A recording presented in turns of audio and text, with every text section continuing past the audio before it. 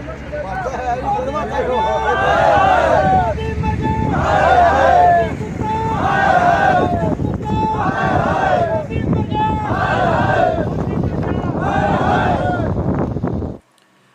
भर में आज 26 मई के दिन को काले दिवस के रूप में मनाया जा रहा है। किसानों के द्वारा हरियाणा, पंजाब, यूपी और अलग अलग जगहों पर प्रदर्शन किए जा रहे हैं। 26 नवंबर 2020 के दिन हरियाणा और पंजाब से किसान उठकर दिल्ली के बॉर्डर की तरफ निकलना शुरू हो गए थे। किसान आंदोलन उस दिन से उग्र रूप से शुरू हो चुका था। पहले किसानों को हरियाणा और पंजाब के बॉर्डर पर रोका गया, जिसमें शंभू बॉर्डर पर सबसे अधिक टकराव देखने को मिला था। हरियाणा में भी कई जगह पर टकराव हुआ। सरकार ने किसानों को रोकने की हर संभव कोशिश की, लेकिन पूरे तरीके से नाकाम रहे। पंजाब से निकले किसानों को हरियाणा के किसानों का साथ मिला और सभी के सभी दिल्ली बॉर्डर पर पहुंचे और दिल्ली के बॉर्डर पर उस दिन अच्छी खासी हिंसा देखने को मिली। बाद में फैसला लिया गया कि दिल्ली के अंदर नहीं जाएंगे, वहीं पर बैठकर दिल्ली में पक्का मोर्चा लगाया गया। टेकरी और सिंघू बॉर्डर सबसे बड़े आंदोलन स्थल बने। कुछ वक्त के लिए किसानों को सरकार की तरफ से इग्नोर किया गया और मीडिया में तरह तरह की भ्रांतियां फैलाई गई, अफवाहें उड़ाई गई कि जो भी दिल्ली के बॉर्डर पर आकर बैठे हैं वो किसान नहीं है, आतंकवादी है या फिर खालिस्तानी दल है। किसान आंदोलन को पूरे तरीके से कांग्रेस के द्वारा फंडेड भी बताया गया। जैसे जैसे आंदोलन आगे बढ़ा, यूपी की तरफ से भी राकेश टिकैत की अगुवाई में गाजीपुर बॉर्डर पर भीड़ बढ़ने लगी।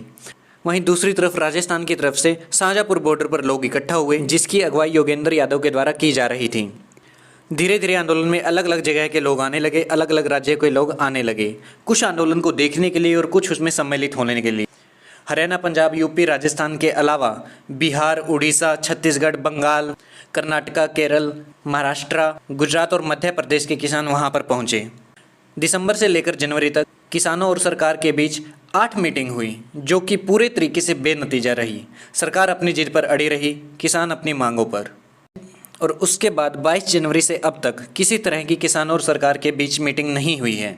और उसी दौरान दुनिया भर में किसान आंदोलन को समर्थन मिलने लगा। जगह जगह पर लोगों ने पोस्टर के साथ या फिर अलग अलग तरह से गाने गा करके किसान आंदोलन को समर्थन दिया। उसी वक्त किसान नेताओं ने तय किया कि हर महीने की 26 तारीख को काले दिवस के रूप में मनाया जाएगा। फिर 26 जनवरी के दिन ट्रैक्टर परेड हुई, जिसमें किसानों ने अपनी ताकत का प्रदर्शन किया। हजारों ट्रैक्टर दिल्ली की परेड करके वापस बॉर्डर पर आने वाले थे, लेकिन उस दिन दिल्ली में जो कुछ हुआ वो भूलने लायक नहीं है, जिसमें सैकड़ों लोग घायल हुए और एक किसान की मौत हुई और लगभग 300 पुलिसकर्मी घायल हुए। 26 जनवरी के बाद से अलग अलग बॉर्डर पर भीड़ कम होने लगी। लोगों को इकट्ठा करने के लिए संयुक्त किसान मोर्चा को मेहनत करनी पड़ी, पंचायतें की जाने लगी और उसी में अलग अलग छात्र दल भी गांव-गांव में जाकर किसान बिलों के खिलाफ प्रचार करने लगे और लोगों को जुटाने लगे। 29 जनवरी को जब ऐसा लगने लगा कि किसान आंदोलन अब खत्म हो गया है, सरकार ने अलग अलग जगहों पर किसानों को इवैक्यूएट करना शुरू कर दिया था, उन्हें भगाना शुरू कर दिया था। गाजीपुर बॉर्डर से राकेश टिकैत मीडिया के सामने रोते हुए दिखे और उनके आंसुओं को देखकर सिर्फ एक रात में ही यूपी, हरियाणा और पंजाब के किसान दिल्ली के बॉर्डर पर उमड़ पड़े। रात में जहां एक तरफ सरकार मिलिट्री बुला करके सभी किसानों को भगाने की फिराक में थी, वहीं पर सरकार को फिर से झुकना पड़ा, क्योंकि वहां पर हजारों की संख्या में किसान पहुंच चुके थे।